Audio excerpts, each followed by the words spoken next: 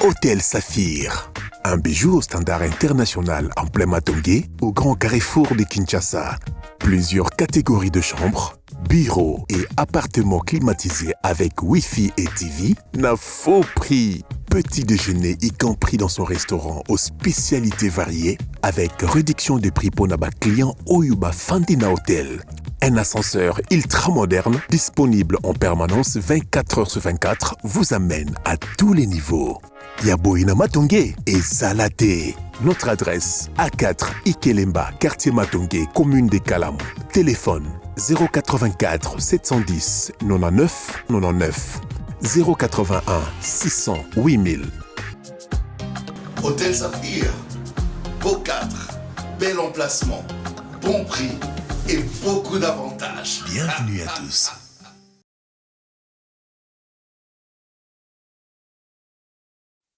Très bien, Mbote Nabino, Balandinho, sur Bosolo Télévision. Topesi Bino Mbote, Bisika Bozwami, Tozoli qui était Bozali Malamu. Tozoli Bakou ya Koloba pour la deuxième partie. Ndengena la Kakibino, na partie Ami Balé. Togoyamba Monsieur Louyeye, Azali président international du mouvement d'éveil patriotique des Bou Congolais. Azali président national de l'association congolaise des coiffeurs Ako Coiffe, en sigle. Allez, bonjour et bienvenue. Merci, bonjour Sango et merci de Yarondi Makoyambanga émission. Très bien, on va parler Nazozongelayo. Messieurs et dames, voici les informations du jour. Alors, exclusivité, l'information vient de tomber tout à l'heure. Ados Ndombasi, Azali député national, Eli Afuna, la compte a décidé, à Longo décidé tout à l'heure, à Otigosa, la point de presse Naya Alakaki, Ados Ndombasi à Longo. Lukelangai photo, précieux Mouyoko. Je vais revenir avec cette information. Lukelangai photo et Ados Ndombasi qui a quitté Fayoulou. On va montrer sa photo, la vidéo, si possible, de la conférence de presse tout au long de cette émission. Mais voici encore d'autres informations. Le gouvernement adopte le projet d'ordonnance loi portant prorogation de l'état de siège dans les provinces de l'Ituri et du Nord Kivu. Guerre entre l'église catholique et les pouvoirs. Monseigneur Fulgence Mouteba répond farouchement à Félix Tshisekedi, président de la République. 9e jeu de la francophonie, Francine Mouyumba s'insurge contre la décision du gouvernement du Québec qu'elle qualifie de manipulation. La RDC progresse sur ses opportunités d'attirer les investisseurs. 9e jeu de la francophonie, le Québec n'enverra ni athlète ni artiste. Béni, les chefs des sous-divisions, met en garde les étudiants qui viennent perturber la fin de l'examen d'État. Les gouvernements payent 10 millions de dollars pour garantir la vaccination de routine. Tabaski, Tshisekedi Félix invite de musulmans de la RDC à l'unité. Lualaba, inauguration d'un laboratoire moderne d'évaluation des minéraux à Muchacha. Christophe Lutundola indique la voie à suivre pour les M23. Nord Kivu, un rebelle de M23 des nationalités rwandaises se rend avec des armes au FRDC. Opération conjointe FRDC-IPDF, des rebelles des ADF tués et 3 armes récupérées à Béni. Corneille Nanga et son parti se réservent de présenter des candidatures et appellent au dialogue. On va boucler avec cette information. Députation nationale pour des raisons sécuritaires, la CENI délocalise les bureaux de réception des candidatures de Kimvula et de Djougou. Allez, je vais en profiter pour présenter les condoléances à mon ami Gimpoutou qui a perdu Bokilo Naye. Donc, Tata ya mwasi ya Koufi, na pesi ba condoléances place à Zali Nzamba Pesaye Makasi. Mon frère, tu dois toujours tenir parce que tu es le chef. Allez, j'espère que tout ira mieux et nous serons toujours là pour te donner quand même moi ma boko pour na koyebisayo que c'est la vie Dieu a donné, Dieu a repris. Louyeye, allez, bonjour encore une fois. Na sepeli koyambayo pour la toute première fois na Bosolo Télévision. Ezali programme au monara musika. Mais lelo eza réalité pembeni na yo. Quelles sont vos impressions pour Nabosolo? Premièrement, je réponds au nom de Pamphile Louyeye Mayela. Nakanisi nazala de nature mutoyo ayoka sonité ko sala muto éloge. Ko reconnaître ce que muto azali. Ça fait partie aussi de l'éducation. Parce que lingo lingate ata yo boy na muto ngo aza déjà ndinga. Exactement. Et donc ndena mona na musika, je ne pouvais pas avoir l'impression que awa studio est cause à la bonne. Donc rien de différent dans le studio, monsieur tout le monde en poto. c'est vraiment professionnel et je crois que je peux moi-même faire le témoignage partout dans Rosala. Je pense que ceux qui n'ont pas comme na chaîne na niveau ya boye, ça montre déjà que Moussa les okende. Pour na yo félicitations pour na yebi quand même dengo bandaki nanda mona tout ça et mais lelo oyo 5 ans après Kobimanga, je crois que c'est comme si akandeti nige bijambo ke matière et quadruplé quoi. Ndenge au quadruplé Moussa. Donc félicitations de tout cœur. Vraiment félicitations. Merci, Soge Outiepa, patriote congolais. Alors, on va parler de tout. On parlera de tout. Un peu du bric-broc. Ozan a éveil patriotique. Éveil patriotique, non, non, il y a et Kesseni. Et Kesseni, parce que nous avons un grand projet. C'est vraiment Combo Kate. Donc, Ezan a Combo, lokola, bablo, monsieur Zaraba, homonyme, na test ndo ba bongo e kokani na kombo mais contenu e kokanité ndé mon père wana biso éveil patriotique na biso c'est d'abord un projet conçu après réflexion mais inspiré par l'hymne national na biso ya mboka qui dit debout congolais yango pe to pesa ki mouvement au kombo debout congolais pourquoi to pesa ki yango kombo ya debout congolais parce que après observation na kotala mboka lelo place toza na niveau situation ya mboko ezali lelo na tango to yembaka hymne national normalement faut interpeller bato parce que mutu oya composaka hymne national avant indépendance avant le 30 juin 60 asala ango pambate c'est-à-dire ayebaki situation o bauti ko leka po biso tozali na ko botama ite amona ki situation o leka atali o ba vivre na makanisi o bango bazalaki nango ndenge banda okanisa mboka ezala yango ba composaki hymne national wana soko tali ba phrase eza na hymne national wana o to yemba biso nyonso mais to yeba signification te eloko interpeller makasi eza phrase mo lobaki nous bâtirons un pays plus beau qu'avant. Tant on doit réfléchir dans komi wana na bia c'est ici où je dois me focaliser par rapport à ma réflexion na mituni question moko. Est-ce que lelo état o tozan nango lelo na situation to nango na mboka eza penza o ba pionnier indépendance ba kanisa ka tozala ce qui peut te lobito ça la moi comparaison situation tozan nango lelo na o ya avant indépendance est-ce que lelo eza plus beau qu'avant de place de réflexion nange bandaki na bandi ko réfléchir na analyser ba situation nyonso ya mboka sur les plans politiques économiques culturels social na yako comprendre que tozan na contradiction grave na hymne national na biso c'est comme ça na metuna qui question est-ce que lelo faut continuer car na hymne national wana ou bien te changer mais je pense que eza penza important te changer hymne national parce que l'avenir normalement faut ezalaka de et kendaka de mieux en mieux phrase wana eza mabete que nous bâtirons un pays plus beau qu'avant eza possible.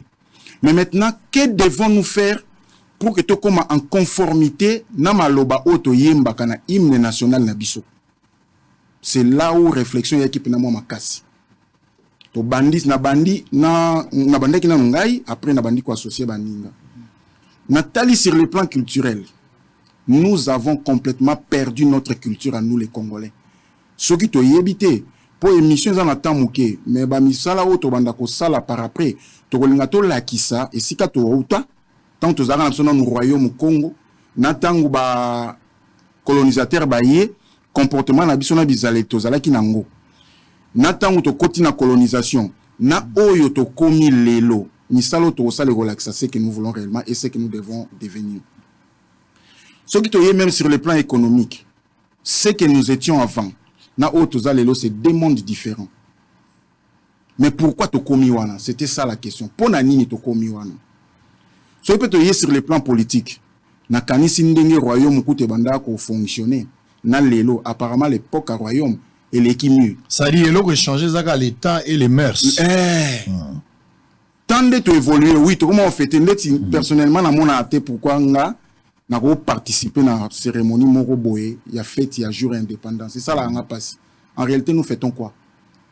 Parce qu'en réalité tout ça vraiment indépendant. S'il faut faire une étude comparative par rapport aux objectifs fixés le but, tout ce qu'il y avait comme motivation derrière cette indépendance, comparativement à Mundele, il n'y a pas indépendance. Il n'y a pas indépendance. Parce que lobby même na télé, devant la télé, dans un monde documentaire, il y a Kofuta Bampaku, Babilo, tout ça. Mais j'ai mis qu'on a mis les dollars. Dollars, les camingi place. Je me suis posé la question. Ce qui est ça promotion en Mboka Nabiso. Pourquoi tu as privilégié mon abaninga? Mais nous avons une monnaie. Attends, ceux qui battent foot en dollars. Mais pourquoi on ne fait pas promotion en Mboka Nabiso? Pourquoi on fait toujours référence à dollars? Donc, c'est-à-dire même le niveau de indépendanté. Même notre économie dépend du dollar. Donc, on n'est pas indépendant. Sur total la politique. Au moins, on a sur la TV. J'ai mes parrains. Tant on tourne les parrains américains, français, belges, tout ça. Donc, un homme politique, dans le niveau de l'élo, azana ba parrain naie. Ola lo ba que j'ai des collaborateurs ou des amis, teya benga ba parrain. Donc, c'est une autre forme de colonisation. On est encore là. Donc, un politicien, azo tambousa, il n'a pas tambousa na mboka, mais azana ba parrain. Donc, à réfléchir ça par télécommande, quoi. C'est par procuration, quoi. Mouta réfléchir na place naie, à tindi, à sala, à loba, à il y a combien de répétiteurs? Voilà. Ce qui te y est sur le plan social, même culturel, t'as la mentalité de commune. C'est complètement contradictoire, même à l'époque du royaume.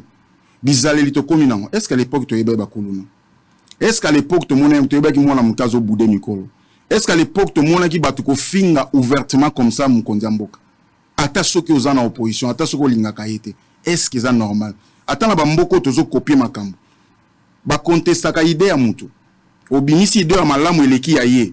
Batubandi mayayo baboya ye. C'est ça peut-être l'opposition. Mais à finga boye.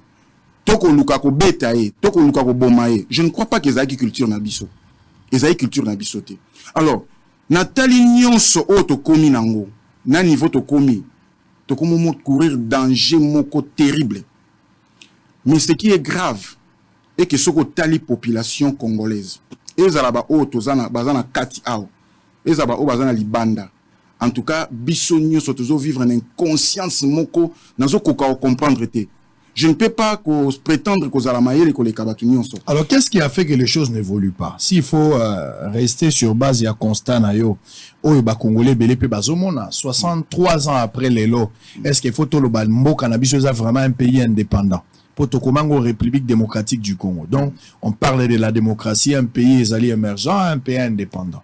60 ans après, est-ce que nous pouvons aujourd'hui dire haut et fort que nous sommes un pays indépendant? Yozalanda kozolanda biso, ceux qui sont indépendants, en quoi est-ce que nous sommes indépendants? Ceux qui sont sous la colonisation, selon ce que les frères disent tout à l'heure, en quoi est-ce que l'indépendance n'est pas encore totale comme on l'a souhaité tous depuis 1960.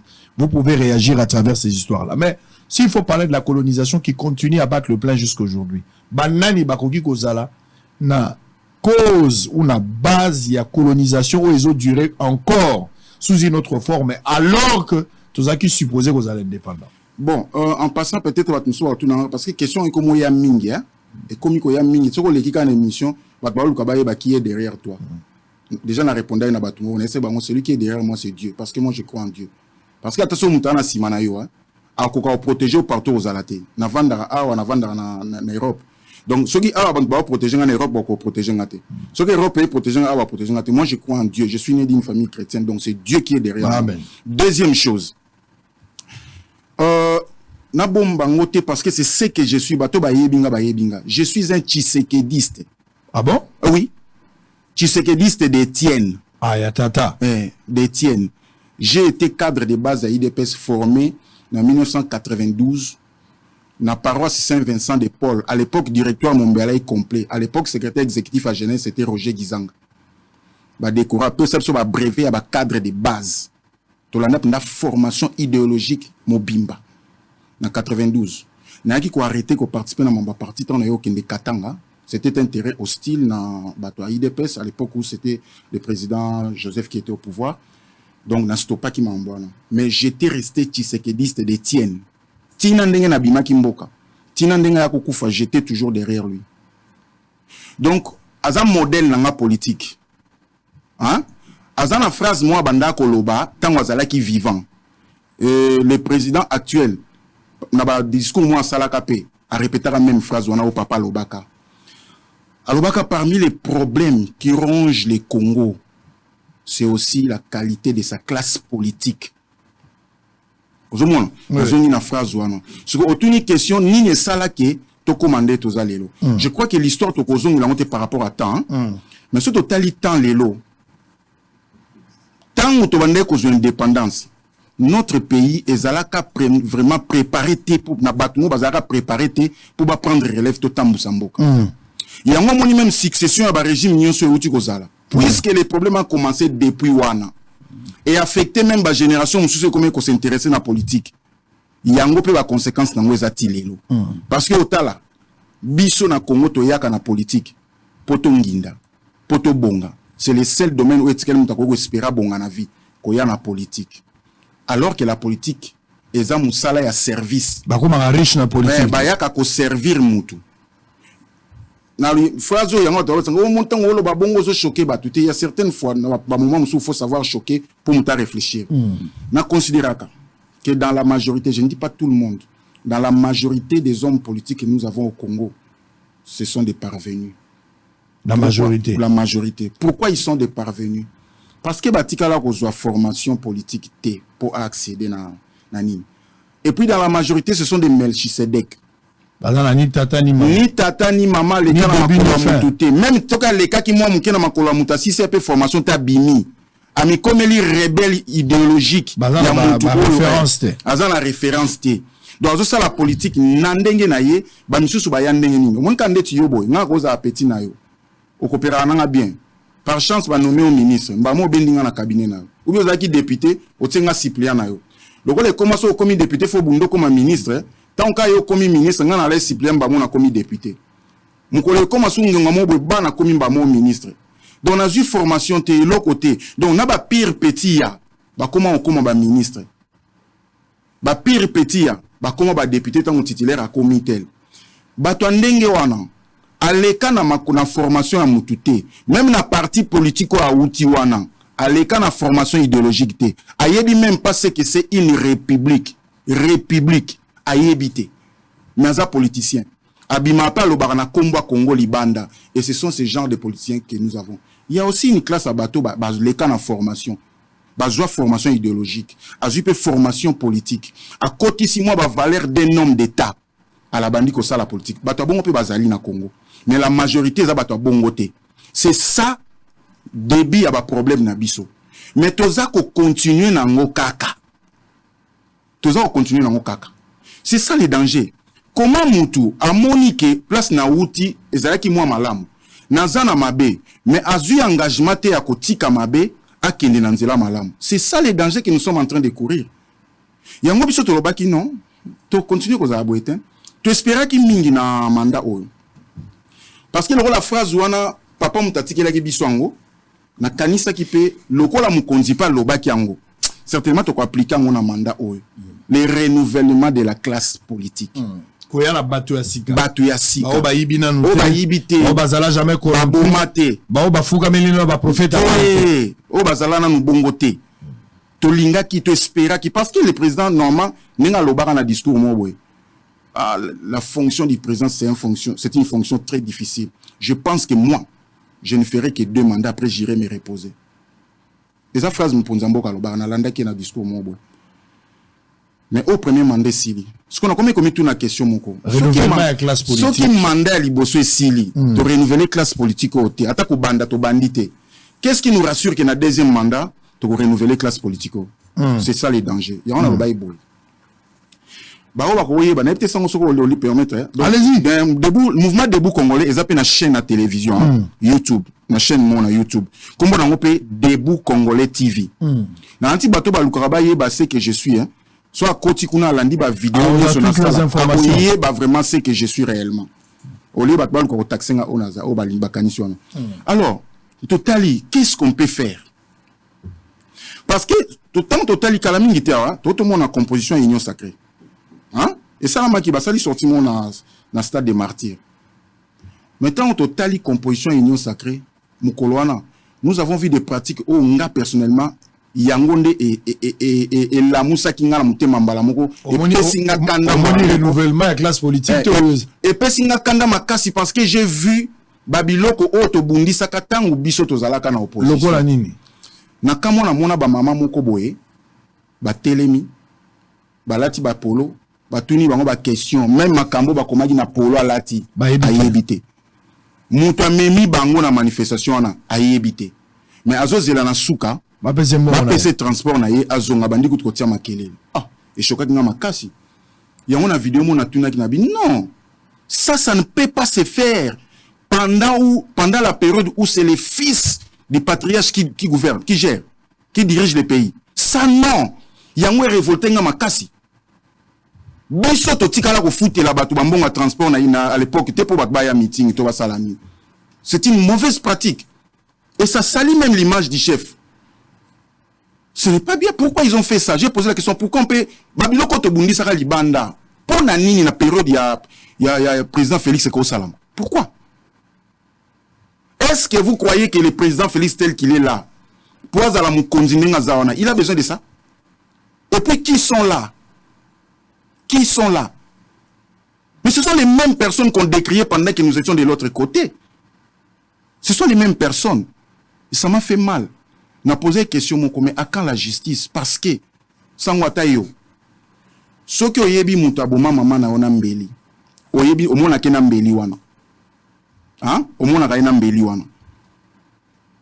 mais au moins, c'est la même personne. Ça va te faire quoi? Des remords, non? Mais c'est ça ce que nous sommes en train de subir. Des gens qui ont tué dans ces pays, des gens qui ont volé, c'est-à-dire quoi? Ceux qui ont accompagné, les présidents Félix a réélu.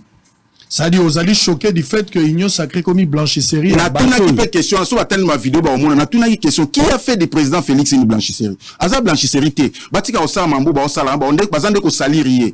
Bango ba lukaya blanchir bango mais bango ba la tsaye salité. Et c'est pas normal. Mais le président était comme Noé, il a prêché, il a ouvert la porte du bateau, les bateaux sont pas contre na arche. Sikon toloba ke lo moko. Soki bangonde ba okende na président. Ba ko profiter les longinaye. Bayebi ka komi populaire na makamisala na yo asalisa ozala na opposition za na pouvoir ato boyini suni ko mona makambo asali peuple a komi déjà ko lingaye donc bango bako bima na elongi na ye po bazala réélu c'est-à-dire bato bazawana o tozo décrier bayiba baboma basala nini bango nde bako zongela biso na 2028 comme des députés et des ministres. C'est ça ce qui nous choque quoi. Et les autres générations feront quoi? Vous croyez qu'à la cité, il n'y a pas des gens qui ont la matière? Bazali. Bazali est belé. Je les ai rencontrés en Europe. Bazali est belé. Mais quand on voit comme ça, on a peur. Parce que je me suis dit ceci. Ceux qui bangonde va accompagner Mukonzi pour avoir deuxième mandat, automatiquement, on sait qu'en politique, on se fait des concessions, hein? Moi, je te soutiens aujourd'hui, demain, tu me cèdes le pouvoir. C'est-à-dire, à la fin du mandat prochain, le pouvoir sera cédé à quelques autres personnes qui sont là. On risquerait de voir un de ces gens-là devenir président de la République. En ce moment-là, on dira quoi? Donc nous, on va accompagner le président Félix pour qu'après, quelqu'un qu'on décrit, aille à Kotambusabiso. Nous sommes à la même époque. Parce que parmi Bango, il y a des kabylistes là-bas. Il y a des kabylistes. Aujourd'hui, Kabila lui-même est en dehors du pouvoir. Être un kabyliste, cela ne signifie pas être un criminel. Non, c'est-à-dire quoi? En tout cas, mais il y a des gens qui ont fait du mal. Et ceux qui te tombent en erreur que moi, Kwazongi. Mais tu relation de 18 ans, non? C'est ça les risques. Puisque le président, pour le moment, a vraiment la possibilité de nettoyer Kourouanate. Parce que pouvoir n'a pas condition à côté la Kango. Il ne pouvait que faire ça. Il est obligé de composer avec ce genre. De composer avec Epoa Kende. D'abord, 2 ans Liboso Baliaki Yango. Et ensuite, il fallait avoir moins majorité pour agir quand même. Mais il y a une autre possibilité. Une autre possibilité. Il y a rejoint majorité. Non seulement avec tous ces gens-là. Parce que notre peur, c'est de voir un jour le pouvoir revenir aux mêmes personnes d'hier. Bissotolobi Boé. Il y a des gens, Bajen, Batanga, Bazali. ba ope bazo si sa classe bazali baza pe na mayele so solo na bango sentir que ana matière on même na sacré wana il y a aussi des gens qui sont là on a mona bango na musika so na otala il y a quand même l'espoir bato ba Gilwando ba Thierry Musenepo ba Didier Moudimbo ba esika na politique mais baza quand même na matière au sentir soit zolo ba ke o akosa quelque chose mais ça pe na bato musu ba ndenge wana te biso to biboy.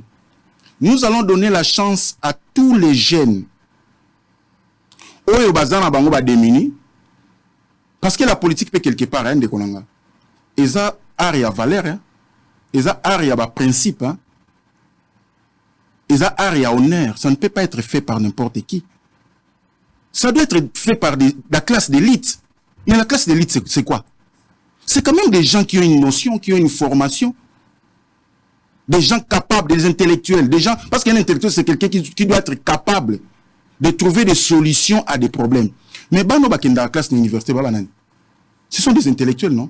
C'est plutôt créer classe d'élite aux banane et aux alabango.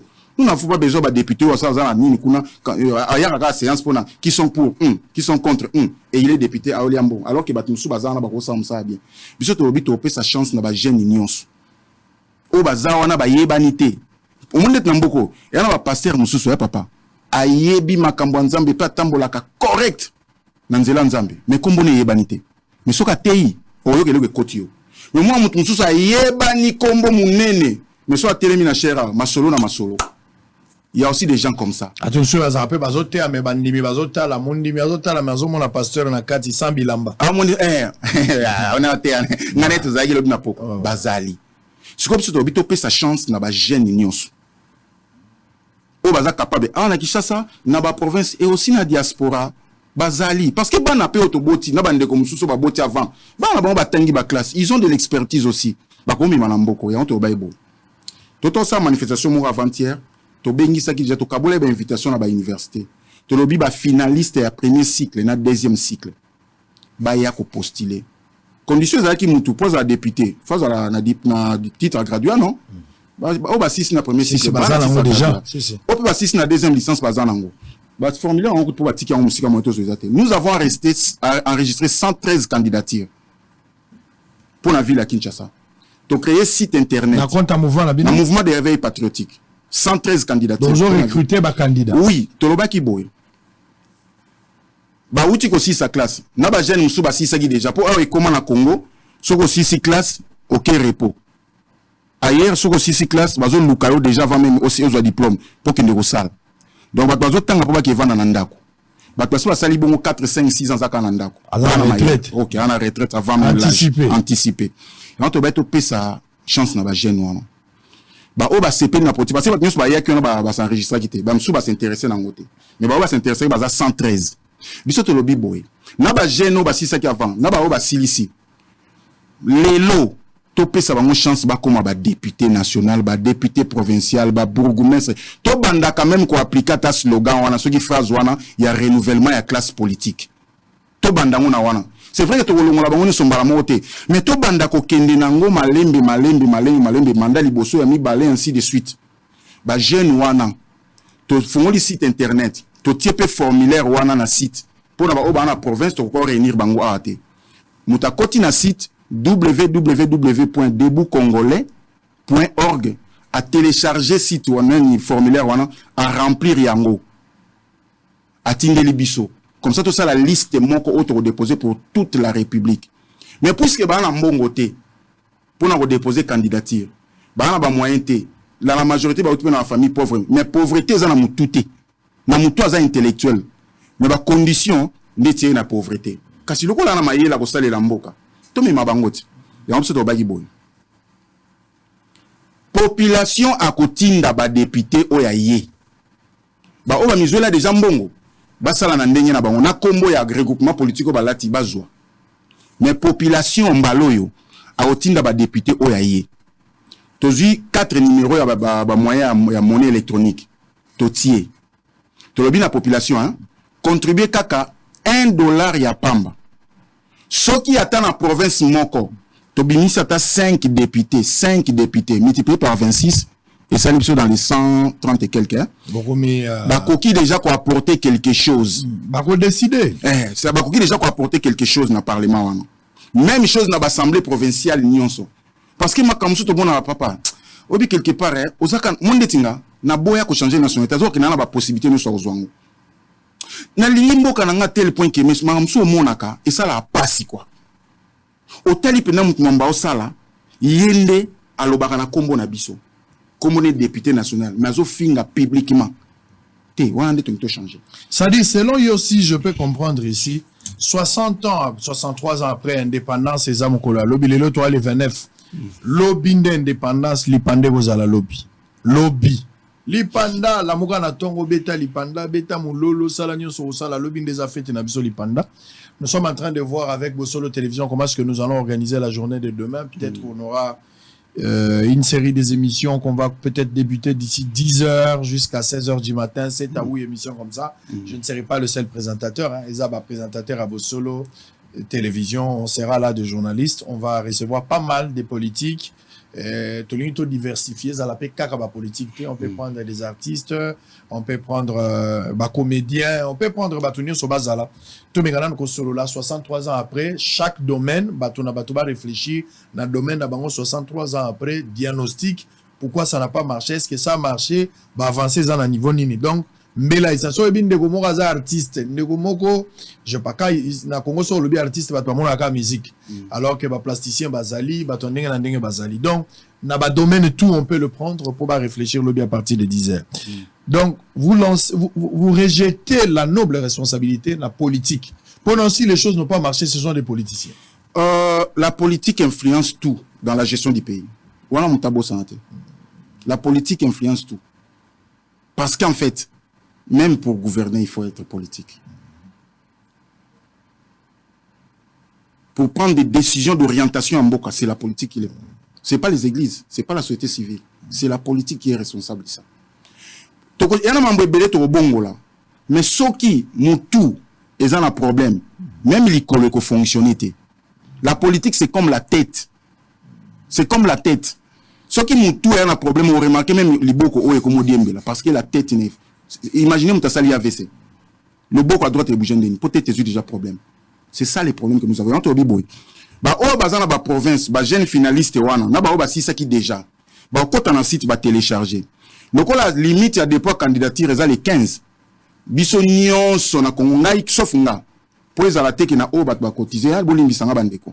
Nga na déposé candidature, nga tout à l'heure là. Tout à l'heure, sur Olongwa. Dès qu'on a Olongwa, na aucun déposé candidature, nga. Pour les alatés qui a un bon, tout ça qui yango ya. Vous êtes candidat député, ouais. Na candidat député na Funa.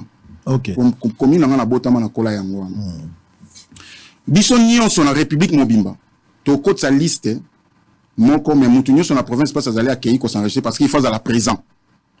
Alors population, tout la bino ba carte sim déjà sango au sungabiso ba numéro wana na compte bancaire les kaka na bande passante pour que ba tinda rambongo na ba numéro wana et cause à la claire ba réseau wana ezali ba ko bimisela kabiso ba relever to ko yeba mbongo ni koti ni to tindeli batu ni to saeli bango campagne pour que mbalo yo botinda nazali na phrase mona ndalo botinda ba député oya solo o ba kesela no musala po soki lobby ba sali bêtise bobimi na balabala bobengani bango po benyo mutu otinda ki bango na mbongo na bango ba o baza kuna boko bengana bango te pourquoi eza na assemblée provinciale ba sala ki yango na mbongo na bango pe ba voix oyo bazoko utiliser lelo ba sombaki c'est comme mutu matunenga question point nyozolo ba bongo mais effectivement ba sombaki tant ba yaki campagne ba pesa ki batu ba bassin Bambongo, il y a commerce, Maputa, Masanga. En échange, au pesi bango ba voix. Yango ba moni soki ba kei kuna na parlement, akomi ko luka ndenge ni na ko bonga mbango. O mona mutaza ki élu député, ando bunda mbango ba commissaire ministre. Ba commencer la même na président ba chantage. Biso so ba sali tête to basculer koto. Biso so tête to sali boy. Ozomon. Parce que azala besoin comme DG, comme PCA, comme le poids mbongo mingi. Ozomon. Yango na ba osalango. Imaginez bino mokota mamuto sala. Papa, ya lokola yo hein. Ongozo domestique na ndako. Ba population ba landa bien pour te comprendre le koto sala. OK, bazolanda. Mutu oyo alingia koma musa ongozo mwana musala na ndako na banda osalela yo. Hein papa, député moi musala ko ya peuple non? Si bien sûr même président. Mutu aye ko luka musala pa na yo pour kende ko salela yo futaka ye, abandi pa ko pesa yo mbongo. Quel contraste. Oh, ya linga ke salela ngazo kabela ngambongo. Nema muto sala. Député ko luka musala azo kabelo mbongo soko za mutama il faut comprendre que mutoyo a déjà na mbongo azol ou bien azali boule mo bazoluka aya musala au poison ya ibelo kwa kozwa ndima muto sala. Mais cette fois-ci ne faisons pas ça. Ne faisons pas ça. Au lieu de la kana cité, to ba ke mboka pasi eloko zo simbate. Batu oyo bazo kende ko sala bino ba kende ko sala pona bino te, baza ba poli ventre. Bazo kende ko vendre ya omoni le loko olongo na kan oyo, akena kan oyo, asali boye, asali mutalongo. Papa maman mona na mboko ya moso na vandi na otalage, ça m'étonne. Mutu alongwe na gauche. Sans transition comme attend na centre té. Akomi ba muta droite, libéral. Alongwe socialiste, mbala moko libéral. Quel accident de parcours. Nde mambo ça manamboko. Ya on te lobi papa na ba maman. Mbalo botinda bano ya bino. Obo tinda ki bakende ko tanga. Oleba ke komo ba gelonnaire na ba soito anike nike hein. Botinda bango ba osela no musala. Banda na ba bourgmestre. Ba conseiller communaux. Ba députés provinciaux. Ba députés nationaux. Ba sénateurs. Pe bango wana nde ba kokoma ba ministre. Ba yiba na nute. Babomana nute nde loko to sala. Tinda ba ya biso moko. Ba o toza sur na bango. Ya ngondo zo penser de cette manière qu'on pourra renouveler la classe politique. Voilà, petit à petit on to renouveler ngo. Parce que to lo ba vérité hein noko. Papa, na limbisa ngo to na kombo. Olinga te. Limbisa na moi parcours na sala économie hein. Makambo ozo sama na mboko lelo hein. Ata soki oza na opposition. Hein? Il y a des choses qui sont des acquis au ko wanga na te. Malembe makambo ils ont changé ils ont salama. Mais il faut que cette volonté qui se manifeste au sommet là ait à la soutenir na base avec des dirigeants réels avec des têtes formées pour mambo kende. So quitter bon mon même na deuxième mandat bon risquer bon mon na que mambo simbi bien. Ça c'est vrai. Deuxième chose. Papa. Lelo. So qui te lobby to comme na kimia na mutu. La vraie paix commence par où? Par la justice. Ce qui est justice, c'est ça la maté. Mouto ya zo sala mabe obangandeni. Obangandeni. Parce que toujours mon abaton sous awa bakangiye. Balobi aibi. Quelque temps après abimi. Aoli ambongo na kimia, na makamuni nyo surtout na kimia. Et a continué dans la politique. Est-ce que tu as une réaction d'ingwa? Non. Et on te dit justice paye et ça m'a dit règlement des comptes, mais justice. Alors, vous avez proposé ou vous êtes en train de proposer la modification de la Constitution. Effectivement. Ils ont eu raison. Nini, quel est le constat et pourquoi l'opportunité à modifier la Constitution? Ça, je vais une minute, mais parce que tu as une information, si, ça marche. Ok, ça marche. On y va. Après, Monica Likambo tu évoqué le problème de la culture politique ou bien à niveau il y a classe politique nabiso. C'est un problème par rapport à régime il y a semi-présidentiel. C'est un régime où il suffit que le président n'ait pas la majorité parlementaire à gérer. Donc le président n'est pas totalement responsable et échec à gouvernement na bakawana. Or nous sommes dans un pays où normalement tout dans un système wanate. Fait tout bandana dans un système présidentiel. Oh, le président, il nomme lui-même ses ministres. Dans le gouvernement, et puis chef de l'exécutif en même temps. Et azo tambousa, azo gérer réellement. Situation on a Congo, ça demande un régime présidentiel. Deuxième chose, il y a la constitution. Oh, papa, cette constitution consacre l'impunité. Tala penda na mboka, oyo mboka batu bazo vanda banyamate batu. Pe batu walobi batangi. Nga personnellement na koka kutu ko lobata niveau diplôme ngate. Pona mona ngo déjà pamba. Pour diplôme lobi lokote mutu. Mboka o batu bana mitu papa. Un premier ministre batu baza na difficulté à ko juger. Donc constitution batali instance nyonso et sika ya ko juger premier ministre ezate. Quelle injustice. Namboka.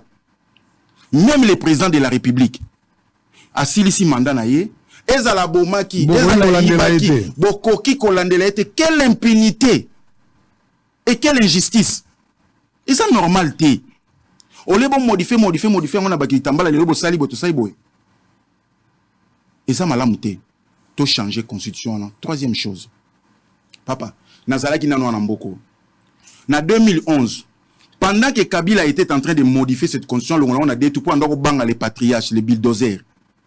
Aïbe qui soba coûté na deuxième tour à écraser. Pour qui mango a changé constitution, on a deux tours. Commission on a tour moko. Vous comprenez? Toké nango bongoti en 2018. Le président actuel a été élu comme ça. Personnellement, Nazaraki est content parce que les combats, ils ont quand même suite, hein, Mouta commis président. Mais est-ce que c'est logique un président de la République a élu à moins de 50%? Tu as dit ça la constitution, ne va modifier. Bon, pour nani kas na mandat ou to sale fort to zongi sa on a des tours.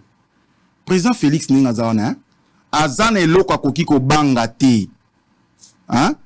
Candidat mo bo banga te, il y a za démocratique. Aza en plus à moi na Étienne. Patriarche Étienne. Ako banga te? Il fallait pas modifier la constitution depuis qu'à la même coup de un référendum pour changer ma moto proclamer République mobile. Vous savez, c'est intéressant parfois l'engue. Vous avez élection, vous avez un débat à projet de société. Vous avez voté pour projet. Na combo na sentiment. Tout le monde peut que bon président Moutazan a posté le lawyer président Félix. Tout le monde peut candidat Moussou Soye à nous développer projet de société Moboé où il est 143 territoires. Et l'engi nango yosala que peuple a voté Moutou Oyo aye penza na makaniso balandi plutôt que Mouta voté Combo.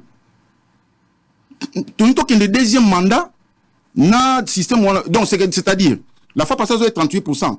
Donc balo ceux qui candidat ba belé bo so 23 000 les premiers.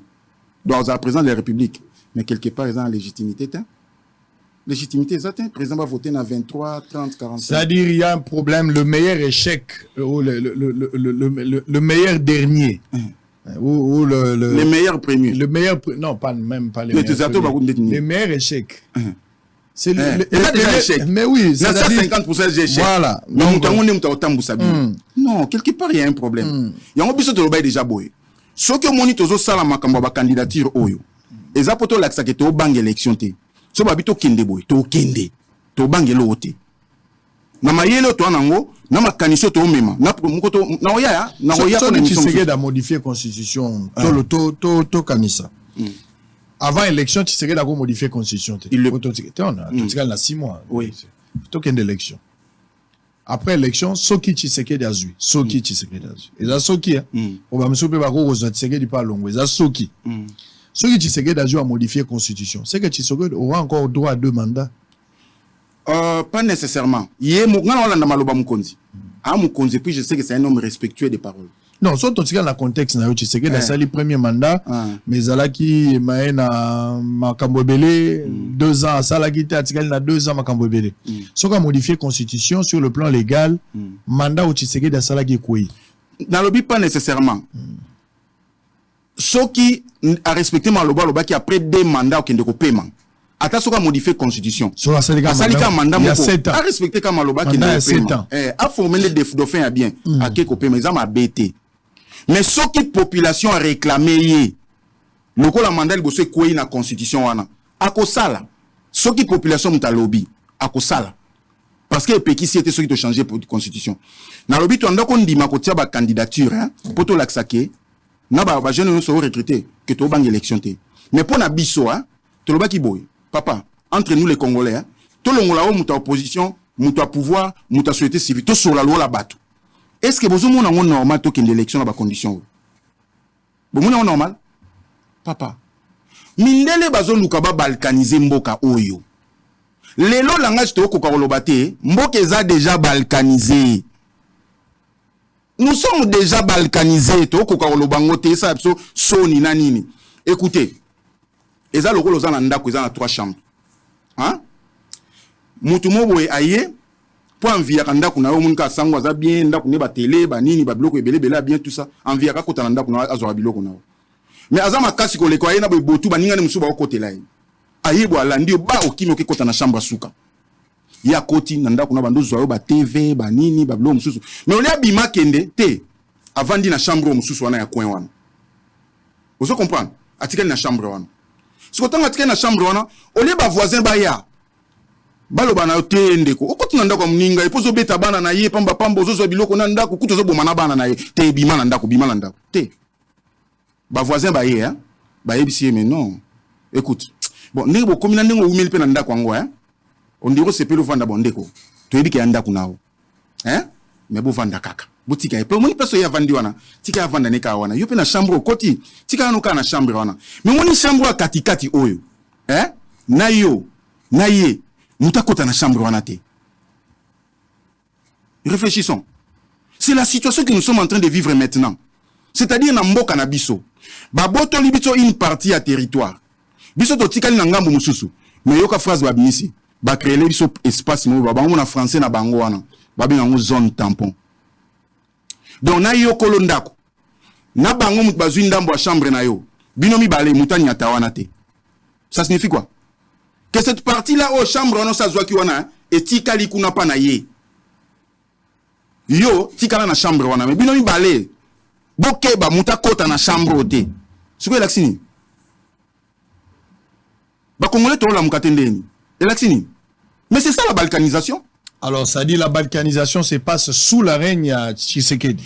Yete ayaki ko kuta situation to ko selema kambuté ayako kuta situation oyo mais pendant que yé complicité à communauté internationale yesu sous makasi kutu donc balingi pena po ba moni pena ka telemi azo bundela mboka ngona ndenge moko bolondire ndaku na ye eloko ye bomisa ye ngwa donc président Tshisekedi alaki souci ya mboko loko la Congo za ndaku na ye siko esali ki mindele ba comprendre mutu yo donc azan nationaliste to ça qui est rare comme on a pouvoir hein faut to tika mutu mo oyo monde ti président za ki liboso ngwana mutu alimbisa nga ano bundela mboka boletin ya no sale passe ndenge sala Tshisekedi lelo te pour na ya vendre qui n'a pouvoir il fait ce qu'il fait bon monde parce que monde ya ça mambo Tshisekedi ça non il n'a pas fait ça mais il est tellement zo bundela ngomba habité to compliqué penza bien ba jubi so kutu plus d'espace li sous siko batu bande ko na biso ebele batika likuna soki to beso to kanisa boy soki ton limite au kende élection na ba condition oyo c'est que ton limite déjà balkanisation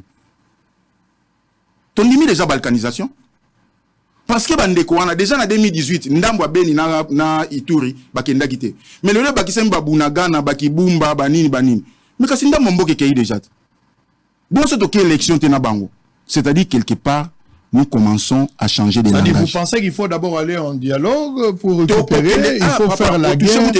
Qu'est-ce qu'il y a? Si vous avez une vidéo dans Debout Congolais TV, tu banda déjà ko loba boy. Papa, on m'a mamba dialogue yo, to e banda 90. E banda ezalaka kaka. Ezalaka ba dialogue pour na intérêt mboka te. Ezalaka po biso mutu toza na pouvoir te lelo, to ya to kabola na bino biso to lia. To loba ki déjà boy. S'il arrive que toke ba élection te na décembre. Papa, l'Assemblée nationale tombe na janvier, hein? Parce que maintenant on est ici. Le Sénat tombe. Ba Assemblée provinciale wana nyo surtout eko tomber. Ba province sera dirigée par l'administrateur du territoire. Le pays sera dirigé comme la constitution actuelle dit, le président de la République reste en fonction jusqu'à l'élection de son remplaçant.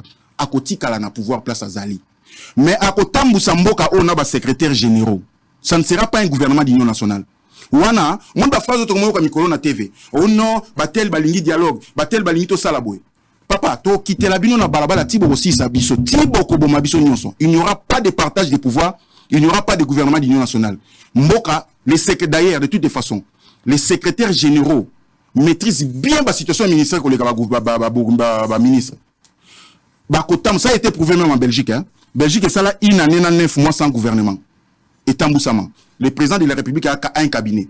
Il a des conseillers dans tous les domaines à gouvernement. Akotambu Samboko Yemoko. Toko si ça n'a nous guerre oyo. To sali toko. Papa, et non, monsieur Salanga passe.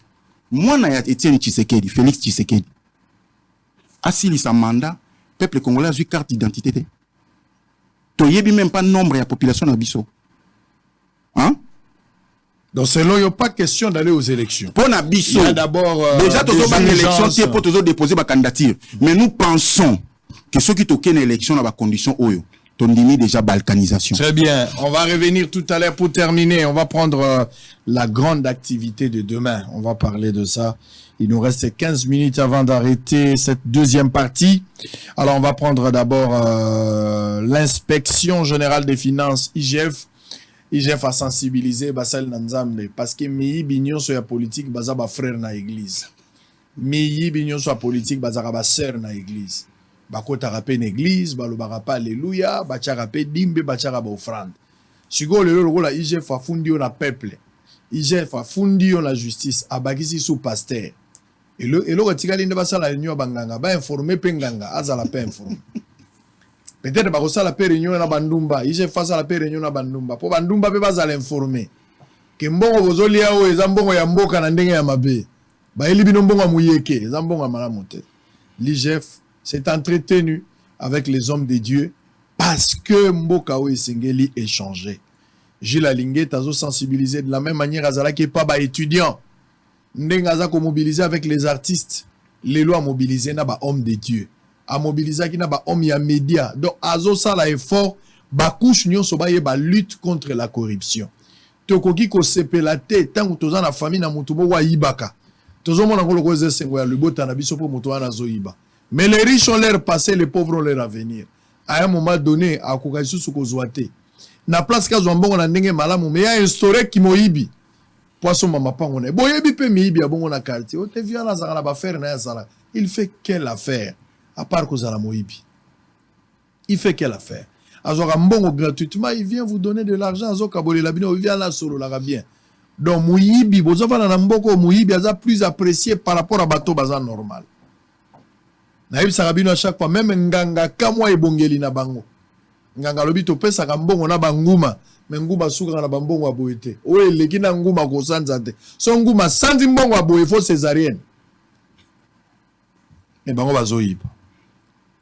Et yibeli ya politicien congolais nganga zo kamwa yango.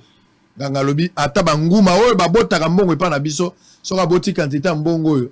Loba césarienne pour ba misango na liboko nguma. Po nguma na libulu na libumu na ye akobiselo ya boyete. On va prendre cet élément. Et puis, Maître Benoît Chibangu, Ilunga, victime de la tentative d'expropriation par le ministre d'Urbanisme et Habitat Pouisse-Mobile, a effectué ce mercredi 28 juin une descente dans sa résidence sur avenue de la Gombe numéro 40. On prend ces éléments, une petite pause. On revient 15 minutes avant de terminer. À tout à l'heure.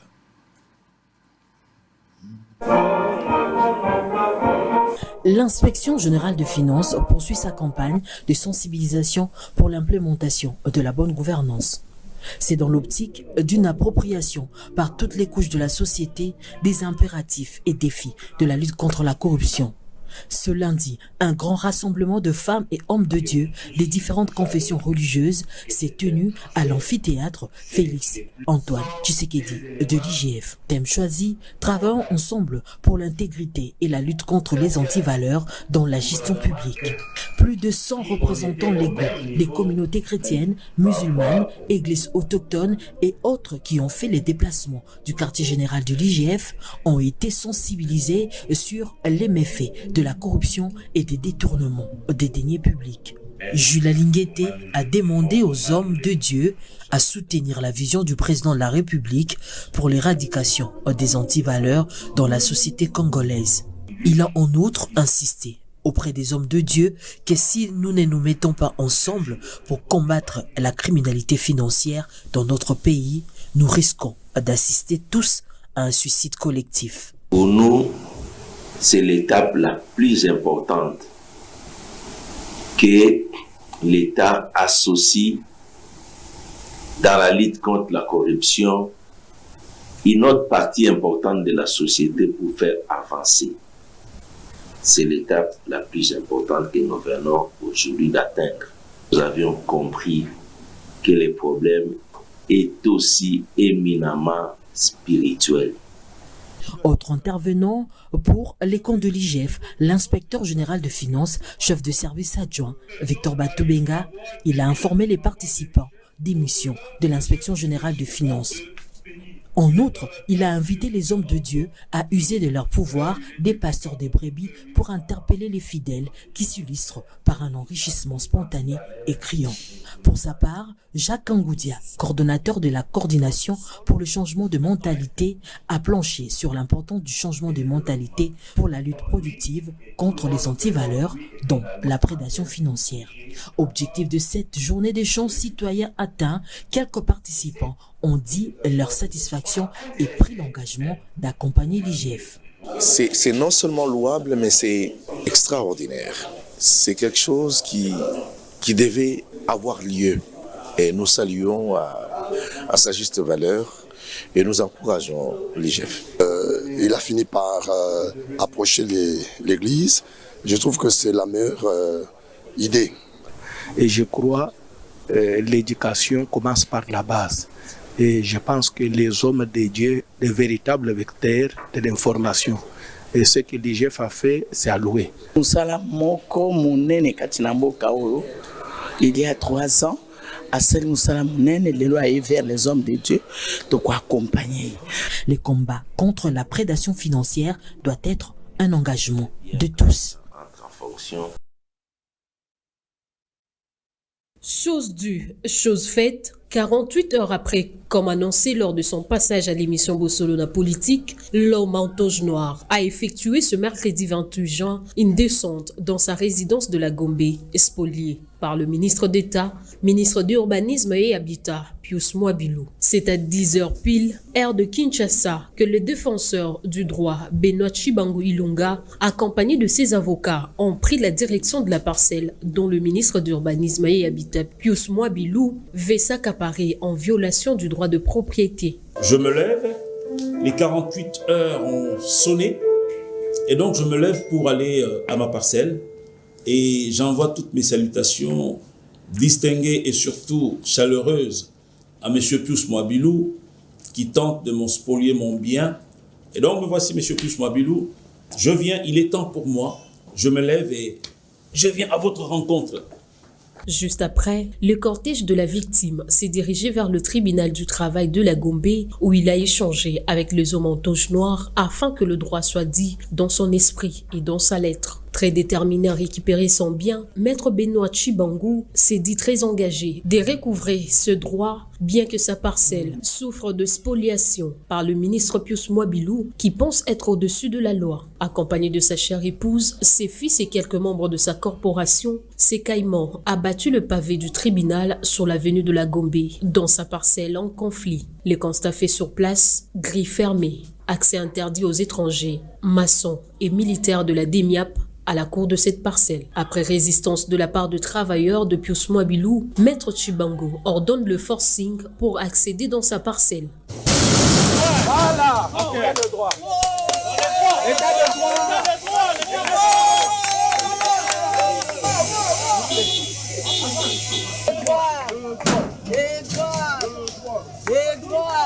Très émotionné de l'avancement de travaux initiés par le spoliateur, Maître Benoît n'a pas manqué d'interpeller la justice.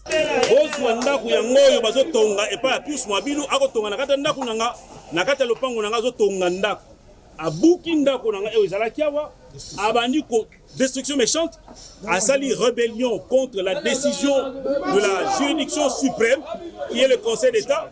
Alors motowana lelo na yena lopango nanga na yingeli na kata lopango nanga pe naza kozela na mona monsieur Pius Mwabilou ayena ba soda na yenga mesala ko sala ay ko vansa bango kozela lelo ezali victoire de l'état de droit sur l'arbitraire. Pour la petite histoire, Maître Chibangu est le propriétaire de cette parcelle qu'il a achetée depuis 2 années auprès du général Barouti. En outre, le Conseil d'État a déjà tranché en sa faveur après avoir trouvé qu'il dispose tous les documents et toutes les pièces justificatives, notamment le certificat d'enregistrement. Ici est de signaler que la situation s'est dégradée tout juste après par des arrestations arbitraires de ses 3 fils et quelques avocats par les agents de la DEMIAP sur instruction du tout-puissant Pius Mwabilou.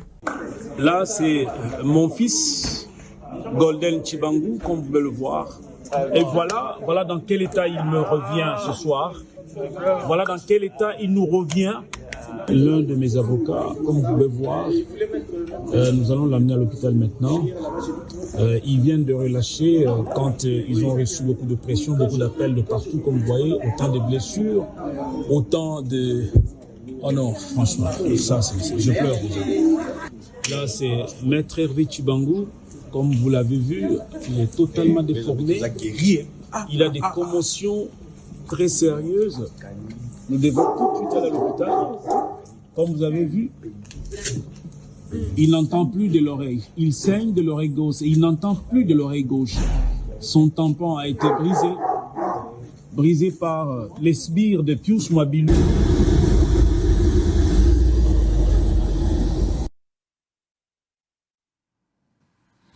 merci. Pour terminer, Maurice Eombo, merci. Parce que Zolan Abisso depuis Zurich, précisément à Wendelsville. Je vous salue là-bas avec Marthe Diakese Bazeimo. Alors, on va terminer 15 minutes qui nous restent. Monsieur Pamphile Louyeye. Aux la marche, mon aîné, Bino Batoya, éveil patriotique. Vous organisez lobby na Kinshasa, le 30 juin, mais le 8 ezali, le 8 juillet, ils à Paris. Vous marchez pour la nini. Bon, en fait, notre bengango marche de protestation. Muta protestaka, sokaza d'accord na likambo mote. Ils ont marche de protestation contre la complicité de la communauté internationale na guerre au Ezosama na Est. Ils ont soutenu l'eau qu'on prouvé. Par rapport à salami à ndenge na ndenge, où il a qui si clairement que la situation de vivre na Congo est la complicité de la communauté internationale. Pourquoi? Parce que Rwanda sala amindu kité. Rwanda zana mbongo ya kokoka ko tenir guerre boyete ti na plus de 25 ans. Anangote. Batunde bazo soutenir ye, bazo pesa minduki parce que bazana besoin ya biloko ezana mboka na biso. Donc biso toza kout na rébellion te ontongo batu so ba sa so balmani toza na rébellion te na mboko. Toza na occupation, agression ya Rwanda na ba complice na ye. Siko bato ba soutenir ye, za ba voisin on expliquer wana. Oh, fallait ba ya ko sunga, ba kabola bitumba entre biso na ba yebisa ye, bima na ndako muninga o ekokoti. Ba o sala ngote. Au moins situation to wana ngolelo na Congo, c'est la même chose na situation ile kana Ukraine. Russie a kangi parti à Ukraine, Rwanda a eu parti na biso. Mais pour la Ukraine, banda déclenchement la guerre le 22 février, tilelo. On a déployé des milliards et des milliards pour nous sunga Ukraine à repousser Russie pour récupérer Kimia Namboka nae. Et ça n'est même pas une année, hein? Mais biso ça fait 26 ans. Batu bazo la mukate, batu bazo kipe bisote, batiki bisoto bunda na mwa mbongo ya mukeo tozana mbongo ko tongela ba école, ba hôpitaux, ba homme de vieillard, ba orphelinat, ba nzela, to dépenser en na guerre. Et en même temps ba obligé bino aller aux élections dans ces conditions-là. Té, wana ezap na injustice internationale. Ba Congolais na lobi boy, na ba ningo tozana bango. Ezala kamala moi, ozokufa na arme à la main. Bato ba moni quand même que olukaki ko se défendre mokwei. Mais ko kufa na makasi boye ozotala pe omoni eloko okoki ko sala eloko te, wana eza soni. 26 ans de guerre, 26 ans d'humiliation, 26 ans d'atrocité. Papa, eze belé. Tozana bana msuba botang ba kuti guerre, hein? Ba silisi na classe. Guerre ezakaka. Et on a le bino ba Congolais place ya ko partager yango na ba YouTube yango. Tokomi lokola ba nyama. Et puis bazo boto la biso mboka na biso ezo kende. À un certain moment d'étape à vie, hein, bazwa ka biloko msuso mesen nango otiena nous de côté pour s'occuper na essentiel. L'essentiel aujourd'hui c'est quoi? Nous devons nous battre tina suka pour te récupérer mboka na biso. Botse eloko na mutu. Tozaka na mboka moko. C'est le Congo. Ce qui lelo ba boto libiso ngo, tala bomoni mutu o azana pouvoir lelo na batu suba na pouvoir hein. Ba kokata musuko la sunzala te. Ba koko bimo ba ke vivre na mboka mususu. Ba ozana bango bien. Mais ba souffrir za biso population. Donc tant bozo kanisa ke ko bunda ya mboko ça ne concerne que ceux qui sont au pouvoir, bo salaire. Je suis aussi parmi ceux qui ne sont pas d'accord na banka musu et ça na régime mais dans le baki boy na baninga. Tout tiana nou wana na pembeni. Pour ceux qui biso mo ba bundisa surtout bundi sur entre biso. To ça les côté. To s'affaiblir. Tout ça on en pembeni hein. To bunda na pona mboka. Ya on to lobi boy. Lokola batiki biso to kufa lokola banyama. Pe bazo kote la bato ba bundisa biso. Entre-temps tozo lala na ba ennemi na biso na kati ya ndako. Parce que les institutions des Nations Unies baza awa. Bazao. Les institutions de l'Union européenne bazaliawa. Surtout l'Union européenne en plus. Mboka oeza ko agresser batu mboka mususu. Ba subventionner na mbongo 80 millions de dollars ba pesi Rwanda a renforcer armée na ye. Alors que c'est cette même armée là qui combat les Congo. Donc ça montre clairement la complicité. Oh tozolo bana avec na verbe wana yango wana ba signe. Et la MONUSCO qui est ici ça fait plus de 20 ans. A otalande babo mapso ça la seule côté. Donc to moni tina na bangote. To moni so tina na bangote. O loger mutunanda kunayo.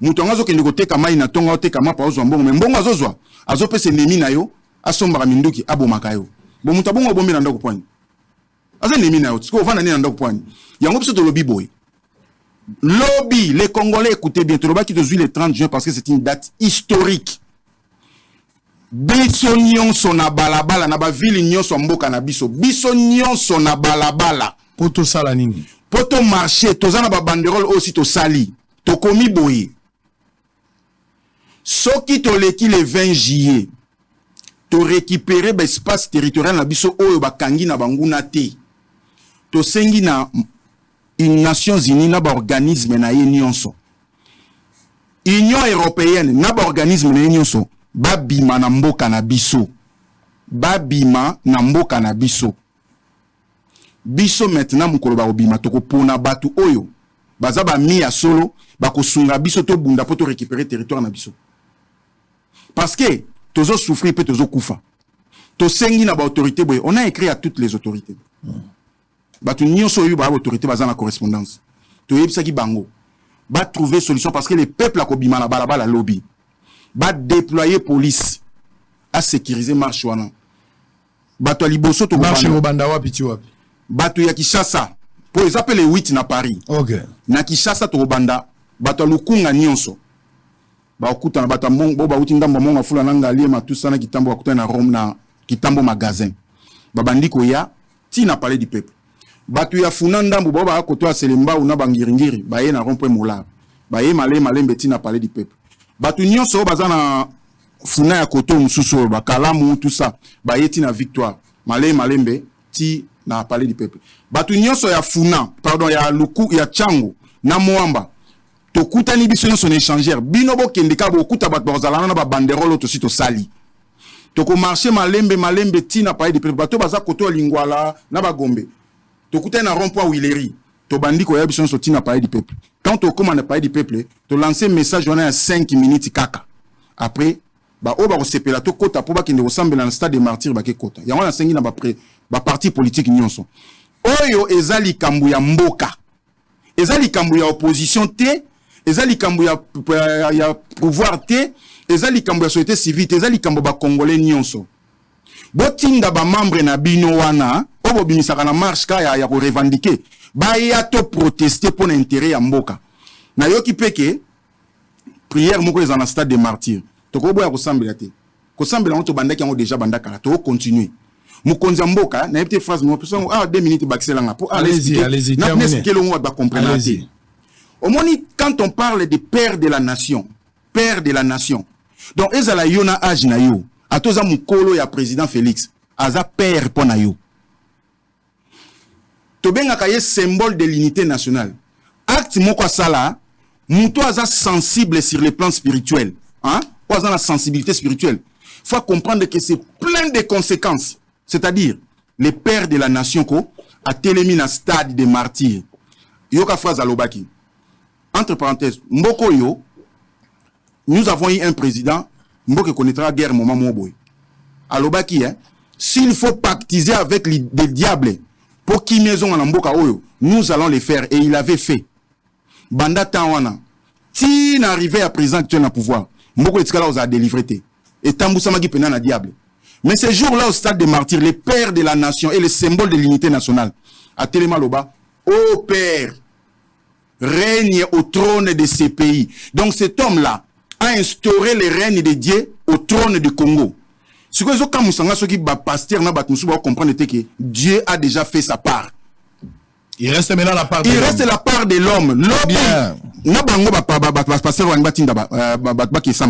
To bandaka sina marche bala que ça soit qui nationalisme na bango hein to kitana bango ensemble to marcher so ki to silisi marche boto kota na stade to sambela poko sambela to sito banda ekala nzamba zo sala part na ye biso to laksa pe nzambe ke to na terrain to sala deuxième marche za mon kolobo marche banda na 9h na 9h partout to estimer que ba 30 minutes. Alors il y a les 8 juillet pour terminer ce qu'il y a les 8 juillet ezana Paris na sengi na diaspora boye to zala capable ceux qui to yoki concert hein tondo sala ba promotion ya concert on a ti Bercier Tonda Zénith Tonda tout ça to ko uta ba Londres ba Allemagne Belgique to yé concert oyo eza cause nationale to récupérer mboka na biso poto meka kotonga ngoto za na kimia bo se mobiliser to ya biso nyonso to ko banda marche na gare du Nord bat bayebi Paris bayebi gare du Nord to ko kende ko suki sa marche na place de la République na Paris kaka. Nous avons écrit à madame Anne Hidalgo to zo ki pe courriel ya accusé de réception na réponse na bango. Donc to ko kuta na biso nyonso tout na gare du Nord le 8 juillet, c'est un samedi na 9h gare du Nord ba yebi ngona place de la République et ça vraiment musika minute donc 15 à 20 minutes na makolo to koma na biso soki na métro ça la longue to aremi baleka okomi donc to tambola bongo avec les mêmes messages soki to komi le 20 juillet babandero to sala kuna yango peka to salia soki to komi le 20 juillet to récupérer l'espace na biso nyonso te ya mboka. Message eza mukuse. Le même message. Union européenne, Nations Unies, n'a pas organisé y compris la MONUSCO, babi manamboka na biso, biso moto luko ba moyen ko pesa et permettre surtout bunda. Mais ce qui to bundi to si guerre, to ko pona ba mi ya Congo ya sika. Très bien. Bango to tambo na bango. Allez, merci. Oh, c'était clair comme l'eau.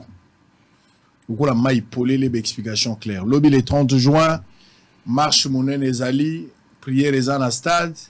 Marche Gozoatan et Belete, et allez rassemblement pour un message de 5 minutes. Et puis si vous voulez aller à la prière, il faut partir au stade. N'est-ce que concert à faire et belé. N'est-ce que concert et belé et les cas. Est-ce que lobby pour Namboka Batwako Gozanangoma na marche ne serait-ce que pour 5 minutes. On consacre 5 minutes pour sauver l'avenir de tout un peuple. Est-ce qu'on ne peut pas le faire demain? Vous avez la palais du peuple, vous respectez l'itinéraire à lobby, Batalukunga, Borolongwa, beaucoup de partie à station ma campagne, Kitambo, station ma campagne, et puis Bato Baouta, Bafuna, Selemba, Ubumbo, Ngiringiri, Bandalungwa, Rond-Point Mola, mais destination finale, vous voyez la palais du peuple, Bato Bakouta, Bakalamu, Prince Kasavubo, Première île, Lumete, Binotou, beaucoup directement la victoire, après victoire. Bon, la palais du peuple. Bateau, Bakouta, Bachango, Moamba, Matete, Lemba, Bozan échangère, et puis beaucoup de binonions pour la suite. Destination finale, les la palais du peuple. Excusez Sango, moi précision que. Tu peux s'appeler Batouba numéro n'a à contact. Si, allez-y, allez-y. Numéro n'a à contact, ils allaient 089 089 280 54 11. Wana ana Kinshasa. Mandela na no numéro 089 280 54 11. Na Paris numéro national 07 51 20 72 donc 72 80 non 92 92 et 92. Très bien. Donc bobenga biso ba o pe ba na capacité un message moké. Bande ko ba papa na biso molimo ba c'est rien ngoni bato communauté laïque catholique CLC. Voilà l'occasion ko tinda bat na balabala. Bola ki sa biso hein. Moni national na oka ki réponse moko maintenant monsieur l'abbé monseigneur Chola Pesaki que l'église catholique est toujours à côté des faibles hein. Donc aye baboya na ye moko pe aza faible wana. Donc les faibles, c'est toute la population congolaise. Ce n'est pas seulement les faibles dans l'opposition. Les faibles, les Congolais. Donc ceux qui sont solo, ils sont à côté des faibles. Très bien.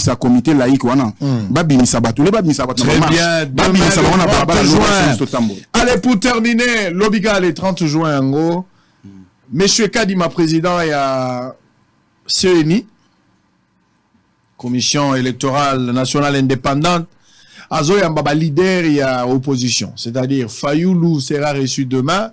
Dans un bloc à 5, il y a Fayoulou. Katumbi aussi est invité. Je ne sais pas s'il sera ici à Kinshasa, mais il est invité. Délice Sanga. Il y a aussi Matata Mpogno. Bazali invité pour discuter. Français, Bere, Babandako, Balibanda, Wana, Fayoulou, Matata, Katumbi, tout ça, Tolingite, bloc, Wana français. On vous invite à vers Kadima. Bobeta Kadima Bambodi en face. Français à Liban des Essoutes. Une occasion de terminer avec Kadima. Ils ont lobby le 30 juin. Bozo indépendance, il y a bino. Lobby Bozana Kadima. Bobete Bambodi en direct. Ayoka Biloko na ekote na nzoto. Ayoka Kazagi na Fayoul. So il peut bossa libérer. Kadima pas Robeta Bino ba plan. Donc lobby Ezali rencontre na bino. Nous attendons la suite. Ceux qui boza satisfait ou pas. Ceux qui vont retourner à Babituna, Makamio sur Bobanda ou Balibanda, Botuna Kadima.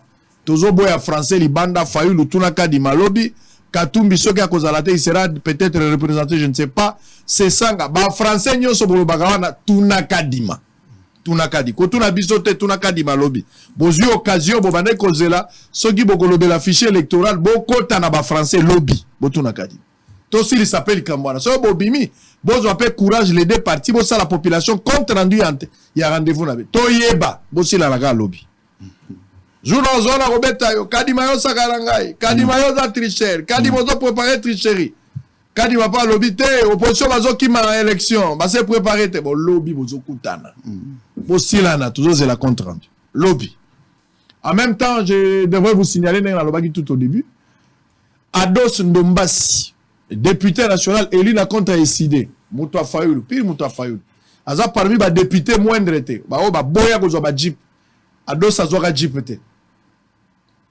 avantage nyonso apesi na ba député o ezalaki tenté na moi solo ya corruption selon l'opposition Ados ba respecta ba mot d'ordre nyonso wa Fayulu mwana mobali il faut kopesa maboko simbisi il a la main d'association pour avoir obtempéré na ba décision nyonso ya Fayulu tokosala boyete mwana mbali azotos tokosala boyete o soldat Ados Ndombasi il n'a jamais été coopérant ça je peux témoigner.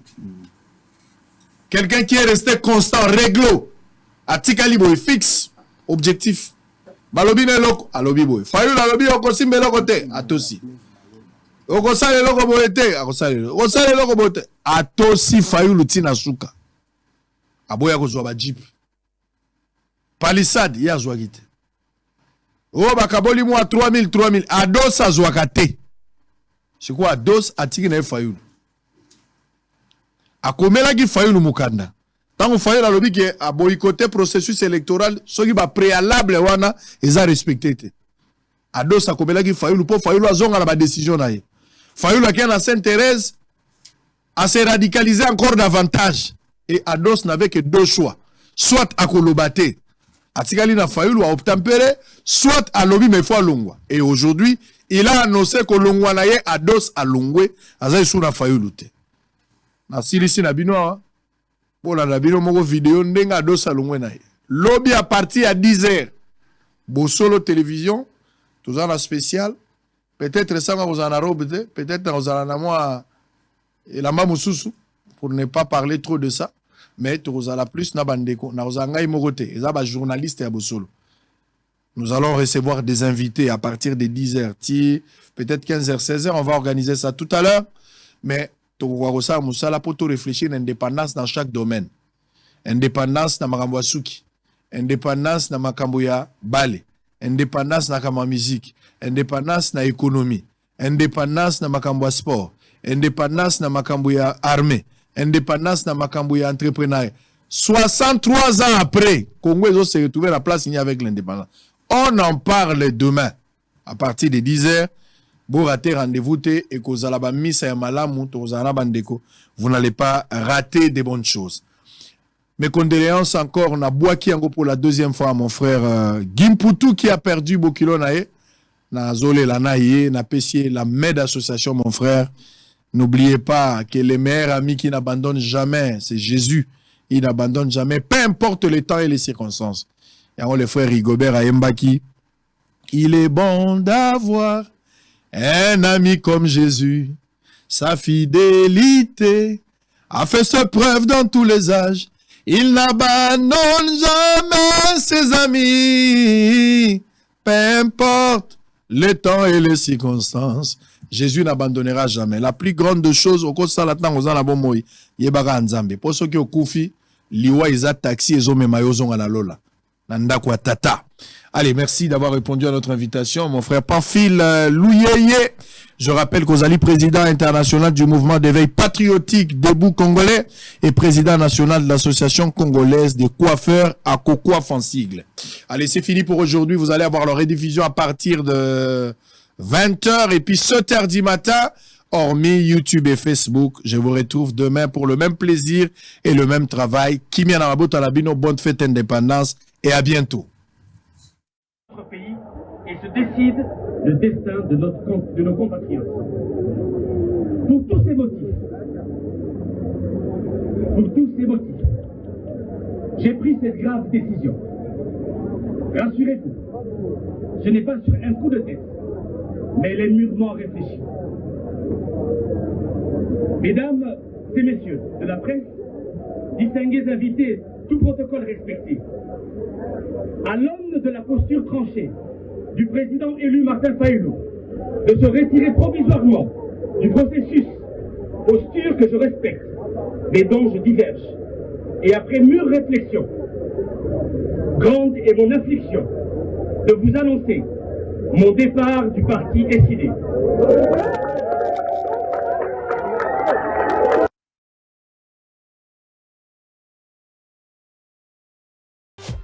Hôtel Saphir, un bijou au standard international en plein Matongé, au grand carrefour de Kinshasa. Plusieurs catégories de chambres, bureaux et appartements climatisés avec Wi-Fi et TV, n'a faux prix. Petit déjeuner y compris dans son restaurant aux spécialités variées avec réduction de prix pour naba client Oyuba Fandina Hotel. Un ascenseur ultra moderne disponible en permanence 24 heures sur 24 vous amène à tous les niveaux. Yaboina Matongé et Zalaté. Notre adresse A4 Ikelemba, quartier Matongé, commune de Kalam. Téléphone 084 710 99 99 081 600 8000. Hôtel Saphir, beau cadre, bel emplacement, bon prix et beaucoup d'avantages. Bienvenue à tous.